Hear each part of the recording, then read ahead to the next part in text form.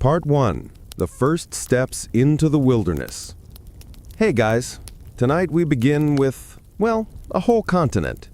The American frontier, which is really just a polite way of saying that big space where people kept wandering westward and pretending it was empty.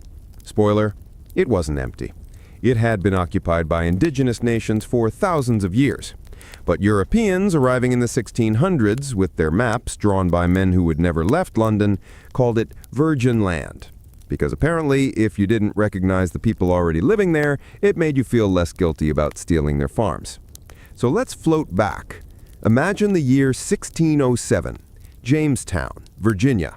A settlement that was basically a muddy mosquito swamp with some very underprepared English gentlemen who thought planting a colony meant planting a flag and waiting for someone else to build the houses. Half of them starved in the first couple of years. The frontier, even in its earliest form, wasn't glamorous. It was mostly people dying of dysentery while trying to grow wheat in soil that was mostly sand. By the 1620s, a few survivors decided, maybe we should go further inland. What could go wrong? Enter the pattern that would define the next 2 centuries. Settlers pushing west, bumping into native nations, making uneasy alliances, and then eventually breaking them. If you're already yawning, that's perfect, because this cycle repeats over and over, like a broken record of colonial awkwardness. Now, before we jump too far, let's talk about the word frontier. In American history, the frontier is less of a fixed line and more of a mood. Picture a fuzzy, shifting zone that moved steadily westward as European Americans kept packing their wagons and saying, sure, let's live somewhere with no roads, no shops, and winter wolves. For the English colonists in the 1600s, the frontier was just a few miles inland from the coast. By the 1700s, it was the Appalachian Mountains. And by the 1800s, it was anywhere west of the Mississippi. So always moving, never stable. Like your cousin who keeps finding himself in a new city every 6 months. Anyway, the frontier's early centuries were basically a contest of who could survive the longest while eating cornmeal mush. Colonists didn't just battle nature, though. They also battled their own expectations. Take the Puritans in New England. These were people who fled England to escape persecution, only to arrive and immediately start persecuting each other. Classic frontier energy. They hacked little clearings out of the forest, built towns with adorable wooden meeting houses, and promptly froze to death during the first harsh winters. Survival wasn't romantic. It was mostly about trying to not get eaten by wolves, by bears, or by your own bad farming choices. But still, people kept coming. Why? Land. Always land. In Europe, land was tied up in aristocratic estates. If you were a second son in England, you might inherit nothing except a bad wig. In America, if you were willing to hack at some trees, you could suddenly own a farm. Of course, your farm was usually carved out of somebody else's hunting ground, but colonists tended not to write that part in their letters home. Now, the native nations. Let's not forget, they weren't passive background characters in this story. They had vibrant cultures, trade networks, alliances, and yes, plenty of internal politics. The Iroquois Confederacy, for example, was running one of the most sophisticated political systems in North America before most Europeans even learned how to boil water without getting scurvy. When settlers crept toward the frontier, native leaders often tried diplomacy first, trading furs for metal tools or negotiating land sharing. But the frontier's dirty little secret is this: settlers always wanted more. More fields, more rivers, more places to build taverns that served bad ale. By the early 1700s, the frontier had reached the Appalachian Mountains. This is where it started getting interesting, in a slow-burn, insomnia-friendly way. The mountains looked like a natural barrier, tall ridges, thick forests, bears everywhere. But settlers looked at those peaks and said, we've walked this far, might as well keep going. Cue the first trickle of pioneers moving into the Ohio Valley. The British Crown, ever the helicopter parent, was not thrilled. After all, expansion meant more wars with native nations, and wars were expensive. But telling settlers to stay put was like telling a toddler not to touch the cookie jar. Which brings us to the French and Indian War in the 1550s. The French had their own colonies in Canada and Louisiana, and they were pretty cozy with several native nations through the fur trade. The British colonists wanted that land too, so naturally, both sides fought a war on American soil. The frontier became the battlefield. Endless forests, tiny forts, and lots of confused farmers suddenly caught in imperial politics they didn't understand. By the war's end in 1763, Britain technically won. They claimed vast swaths of land west of the Appalachians. And then, in classic British fashion, they immediately ruined it by issuing the Proclamation Line of 1763, which forbade settlers from moving west of the mountains. How do you think that went? Exactly. Colonists looked at the line, shrugged, and walked past it anyway. The frontier, once again, moved. Let's float gently forward into the late 1700s. Now the Revolutionary War erupts. And yes, it was mostly fought along the eastern seaboard. But don't forget, the frontier was a crucial part of the revolution too. George Washington himself was a land speculator, basically an early real estate investor with muddy boots. He spent years before the war buying up frontier land in Ohio. The irony of fighting Britain for freedom while simultaneously plotting to expand into native homelands was not lost on, well, anyone paying attention. But the frontier was always contradictions. Liberty for some, dispossession for others. When the revolution ended, the United States suddenly owned everything east of the Mississippi. Did they sit back, breathe, and consolidate? No. They immediately looked west again. The frontier was like an itch they couldn't stop scratching. Farmers, squatters, merchants, trappers, all flooding into new territories. And of course, every inch of that expansion meant more clashes with native nations, whose leaders repeatedly tried to draw boundaries. Spoiler, boundaries in early America had the lifespan of a fruit fly. And here, gently, we'll pause, because the frontier is only just beginning to accelerate. Soon, we'll have wagons rolling, rivers crossed, treaties signed and broken, and eventually the kind of gold rush fever that makes everyone temporarily insane. But that's for the next part. Part 2. Wagons, Whiskey, and Westward Dreams. By the early 1800s, the American frontier was officially on the move again. The revolution was over, the new nation was staggering around like a newborn foal, and its citizens were restless. The Appalachian Mountains were no longer the big, scary boundary they once seemed. People were pouring through the gaps, Cumberland Gap to be exact, a natural notch in the mountains that became the ultimate frontier highway. If you picture the frontier now, you might imagine noble settlers striding heroically into the wilderness. The reality? Mostly families with squeaky wagons hauling all their earthly possessions, plus a suspiciously small supply of food, because apparently no one ever packed enough flour. Travel guides of the time cheerfully advised families to bring one good axe, one musket, and faith in Providence. Providence, of course, didn't prevent you from starving, but it did make people feel slightly better about their questionable life choices. Let's take a moment for Daniel Boone. Yes, that Daniel Boone. Buckskin jacket, coonskin cap, frontier hero. Except he didn't actually wear a coonskin cap. That was later marketing. Boone was a skilled woodsman, sure, but he was also constantly broke. He led settlers through the Cumberland Gap into Kentucky, carving out trails, establishing forts, and, surprise, fighting with native nations who already lived there. Boone's legend grew bigger than his actual life, but he's a good symbol for the era. Restless, adventurous, and chronically bad at paying debts. Meanwhile, the young U.S. government was doing its own frontier scheming. Remember George Washington's obsession with land? He wasn't alone. Politicians were already speculating on Western property like it was a proto-stock market. Whole companies formed to buy up vast tracts and resell them to settlers. Of course, these lands were still inhabited by native peoples. But in the American imagination, the frontier was painted as empty, a blank canvas just waiting for farms, towns, and an alarming number of whiskey distilleries. Speaking of whiskey, let's float briefly into the Whiskey Rebellion of the 1970s. Farmers on the frontier, especially in western Pennsylvania, had discovered that turning grain into whiskey was far more profitable than hauling sacks of corn over mountain roads. Whiskey was easier to carry, lasted longer, and doubled as currency. So when the federal government decided to tax it, frontier farmers lost their minds. They marched, protested, and generally acted like America's first group of angry small business owners. Washington personally led troops to suppress the rebellion, proving that the new government had muscle. But it also proved something else.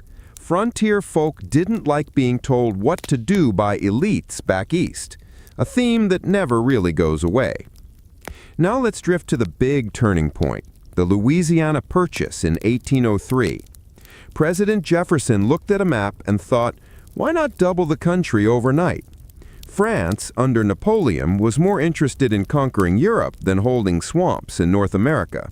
So Jefferson got the whole Louisiana territory, about 828,000 square miles, for $15 million. That's about 4 cents an acre. A bargain, unless you count the fact that hundreds of indigenous nations already lived there and had no say in the deal. Minor detail. With Louisiana secured, Jefferson sent Lewis and Clark to explore it. Their expedition is often portrayed as heroic adventure. Canoes gliding along rivers, majestic mountain views, scientific discoveries. In reality, it was months of slogging through mud, swatting mosquitoes, and eating whatever moved. They would have starved without the help of native guides, especially Sacagawea, a Shoshone woman who somehow managed to carry a newborn baby the whole way. Imagine portaging a canoe and nursing at the same time. Truly the MVP of the expedition. Back east, Americans devoured tales of the journey like it was the latest Netflix series. Suddenly, the idea of the frontier wasn't just farms beyond the Appalachians. It was vast, open plains stretching forever. Endless opportunity, if you ignored the part about disease, famine, and freezing winters, which, conveniently, most people did. By the 1820s and 30s, waves of settlers were pouring into new states like Ohio, Indiana, and Illinois. Towns sprang up with names like New Boston or Little London, because settlers were nothing if not unoriginal. Frontier life was still brutal. Log cabins that leaked, fields full of stumps, and medical care that mostly consisted of bleeding people with leeches. But for many, it was still better than being a tenant farmer in Europe. Now we come to the darker undercurrent, Indian removal. As settlers pushed west, native nations found themselves squeezed out. Andrew Jackson, a man whose entire personality could be described as aggressively stubborn, signed the Indian Removal Act in 1830. It forced tribes like the Cherokee, Choctaw, and Creek off their lands in the southeast and marched them to Oklahoma. This is the infamous Trail of Tears. Thousands died along the way, and the frontier gained new land at a terrible human cost. Frontier mythology often skips over this part. Paintings showed cheerful pioneers in covered wagons, gazing nobly into the sunset. The reality was settlers moving into homes that had been violently emptied. Expansion was never just about courage. It was also about dispossession.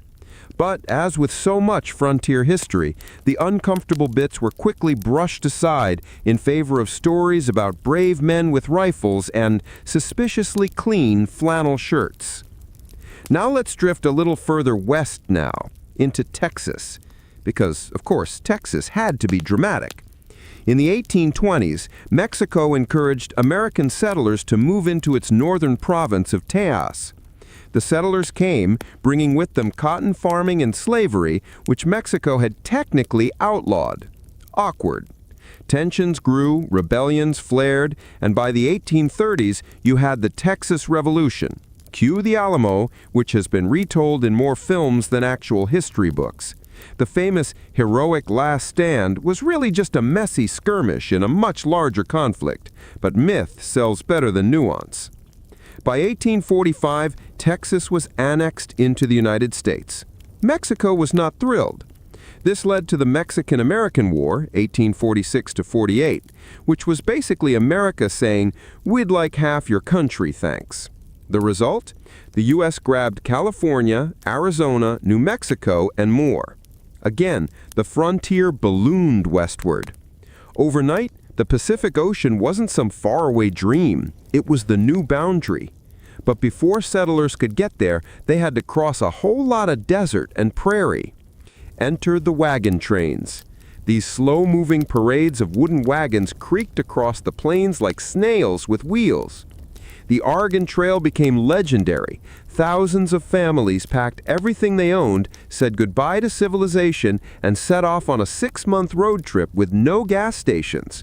The journey was less about noble struggle and more about dysentery.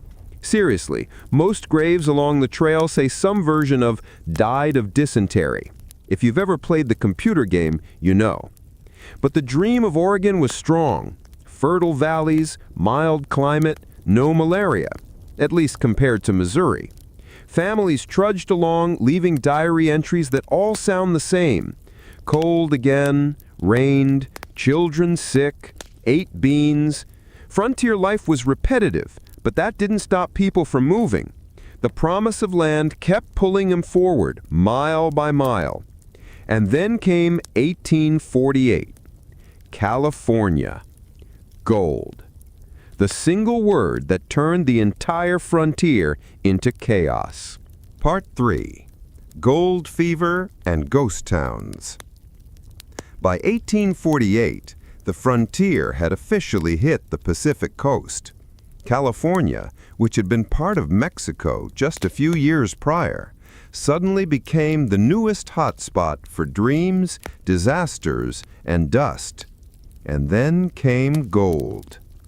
James W. Marshall found it at Sutter's Mill, and suddenly ordinary farmers, carpenters, shopkeepers, and a suspicious number of con artists decided that their lifelong ambition could be fulfilled by picking up shiny rocks from a riverbed. The gold rush, in reality, was mostly people standing around rivers hoping that maybe, somehow, luck would strike. Miners called 49ers flocked west in wagons, ships, and whatever rickety conveyances they could afford. Everyone imagined instant wealth. The truth? Most didn't find gold. Some found misery, and almost all found dust. Everywhere. Dust in their hair, dust in their lungs, dust that made clean laundry seem like a luxury from a bygone era. California exploded almost overnight. San Francisco transformed from a sleepy Mexican town into a chaotic, booming city with a population surge so fast it makes modern urban growth look like a leisurely stroll. Boardwalks were made from planks salvaged from abandoned ships. Law and order were optional. People drank whiskey for breakfast and coffee for dinner. And yet, somehow, amidst all this chaos, life went on. Children were born, businesses opened. Someone inevitably discovered that selling picks, pans, and shovels was a safer bet than digging in rivers. Meanwhile, the rest of the frontier was still trudging along. Settlers continued to push into Oregon, Washington, and Idaho. Wagon trains creaked slowly westward, encountering rivers, mountains, and very grumpy native nations. Tribes had long adapted to European expansion in various ways, trading, negotiating, occasionally fighting, and mostly sighing as settlers kept showing up uninvited. By the 1850s, the frontier was an awkward mix of hopeful farms, abandoned settlements, and occasional towns that existed solely to sell whiskey to travelers who had nothing else to do. Railroads started to creep in, slowly at first, then with the inevitability of taxes. The Transcontinental Railroad was a frontier dream come true. If your dream involved loud explosions, Chinese laborers working in freezing winters, and the occasional train derailment. Construction was brutal. Workers faced disease, starvation, and dangerous landscapes. But once completed, trains allowed settlers to move west faster than ever. Families could send their luggage ahead while they walked, which in some ways was the first step toward modern air travel efficiency, if you ignore the occasional snowstorm or river crossing that swept wagons into oblivion. Let's not forget the smaller, quieter tragedies. Towns appeared and disappeared with alarming regularity. Ghost towns dot the western landscape today, silent reminders of frontier optimism gone slightly wrong. A gold strike would draw hundreds of hopeful souls. A depleted vein would leave none. Structures rotted, wooden boardwalks sagged, and the dust somehow persisted, mocking the fleeting dreams of settlers. Meanwhile, native nations continued to be displaced. Treaties were signed, often with confusing or deliberately misleading terms. When settlers crossed the Mississippi, tribes in Iowa, Kansas, and Nebraska were suddenly under pressure. The frontier had moved so far west that the American government now considered civilizing the Plains tribes a priority, which historically meant trying to turn nomadic peoples into sedentary farmers, who, not surprisingly, were resistant to the idea. Then came the buffalo, or more accurately, the near extinction of the buffalo. Tens of millions of bison had roamed the Great Plains, a key resource for native nations. Settlers and hunters, motivated by profit or sport, began killing them at unprecedented rates. By the 1870s, the bison population had plummeted from tens of millions to a few hundred. Frontier expansion, it seemed, was not just about moving humans into new spaces. It was also about erasing ecosystems.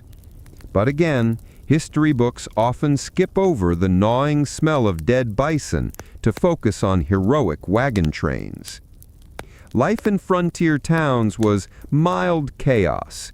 General stores were hubs of gossip, saloons doubled as courtrooms in emergencies, and everyone knew someone who had lost a cow or a leg or a wagon wheel. Children went barefoot. Schools were optional. Law enforcement was scarce, often deputized neighbors with a shaky understanding of justice. Disease spread, winter came. And yet, somehow, people kept moving west, motivated by the combination of opportunity, boredom, and a very human tendency to ignore bad odds. By the 1860s, the frontier had become entangled with the nation's larger conflicts. The Civil War didn't happen only in Virginia or Pennsylvania. It rippled westward.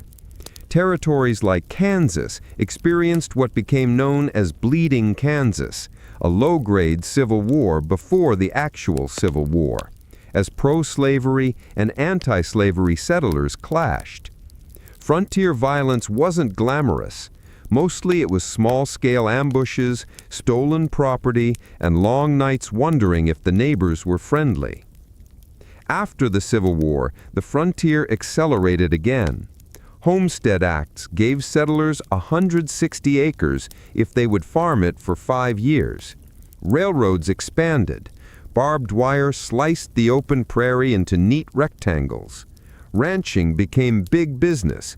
Cowboys emerged not as the heroic figures of later movies, but as working-class laborers riding herds of cattle under exhausting conditions. Life was still hard. Dust storms, locusts, and harsh winters to wipe out a homestead in a single season.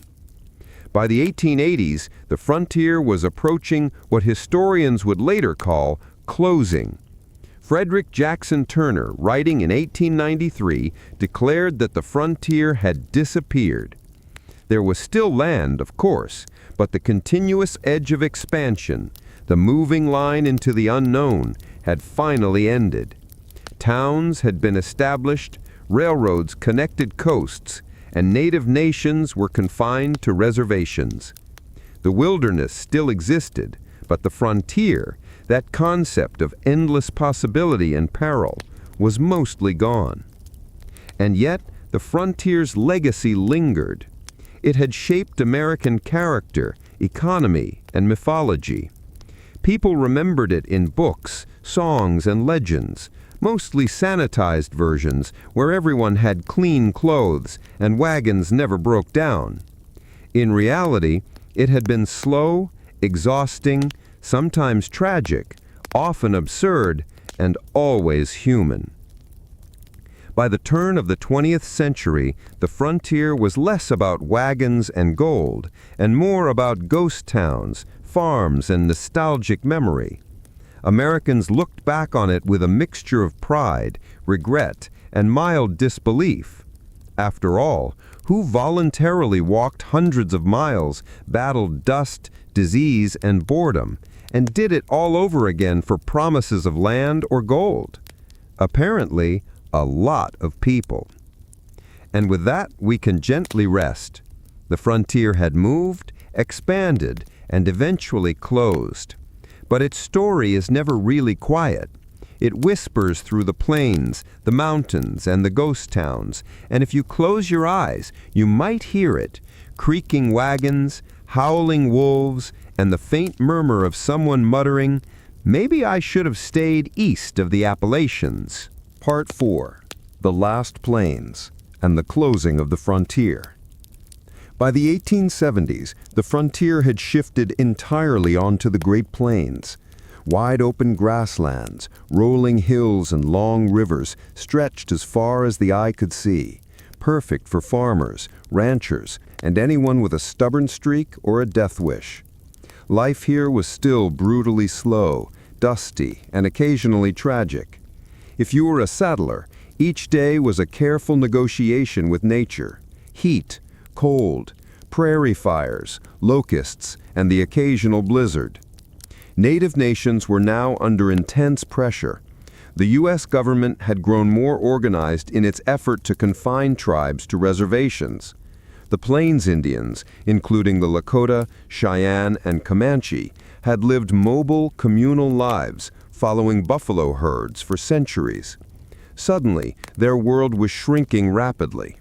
Treaties were signed, promises were broken, and wars erupted. The frontier, once about exploration, was now about control. The Plains Wars, spanning roughly from 1854 to 1890, were slow-moving, low-intensity conflicts.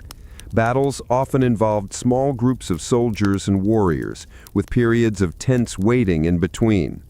Famous clashes, like the Battle of Little Bighorn in 1876, captured the imagination of the nation. Lieutenant Colonel George Custer, who may have overestimated both his courage and his army's capacity, faced a coalition of Lakota, Cheyenne, and Arapaho warriors. He died spectacularly, along with most of his men. Historians now treat it as a cautionary tale of hubris. For the frontier itself, it was another reminder that the land was never empty and that resistance was never entirely futile. While the buffalo were disappearing at an alarming rate, commercial hunters and railroads facilitated the slaughter.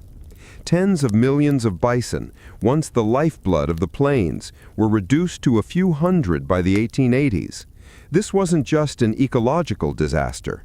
It was a deliberate tactic to undermine native communities that depended on the herds for food, clothing, and culture.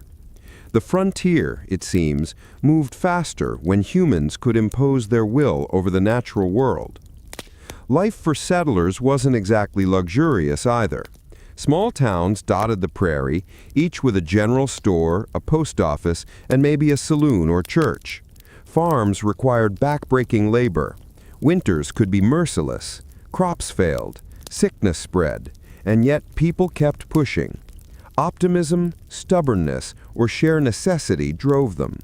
Children went barefoot. Families shared stories by candlelight. Whiskey remained a staple. Mail arrived slowly, if at all. The frontier was simultaneously mundane and extreme. Ranching became a defining feature of this era. Cowboys drove herds of cattle hundreds of miles to railheads, enduring heat, thunderstorms, and boredom. Contrary to Hollywood, cowboy life wasn't glamorous.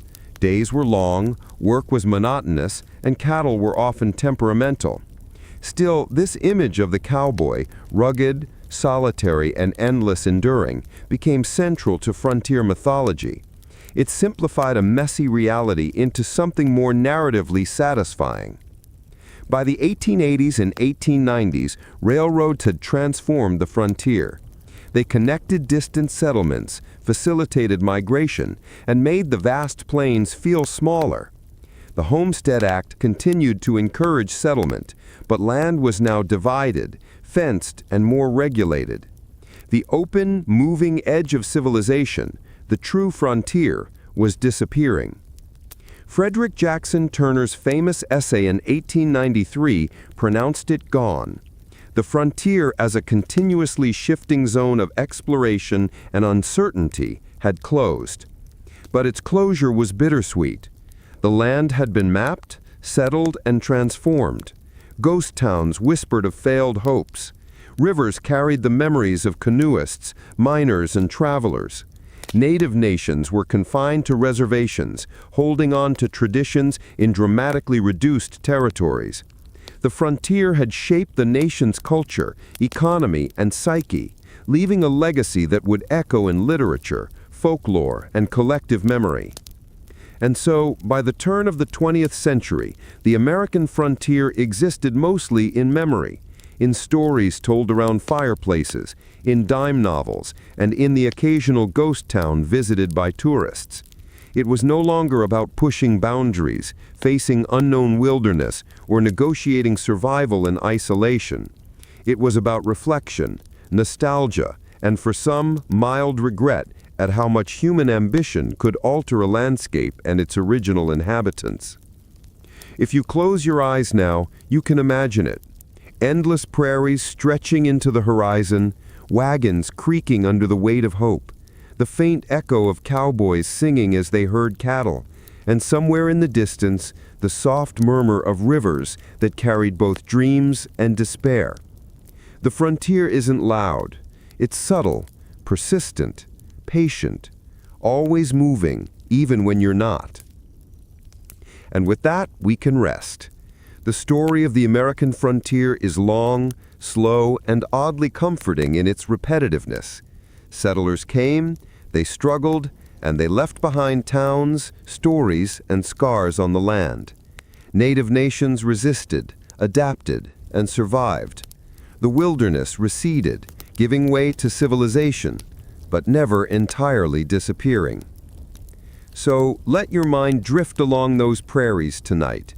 Imagine the slow, dusty trails, the cold nights in log cabins, the endless push westward, and remember, the frontier, in all its vast, quiet complexity, is less about excitement and more about endurance, patience, and the oddly human habit of walking into the unknown, one dusty mile at a time.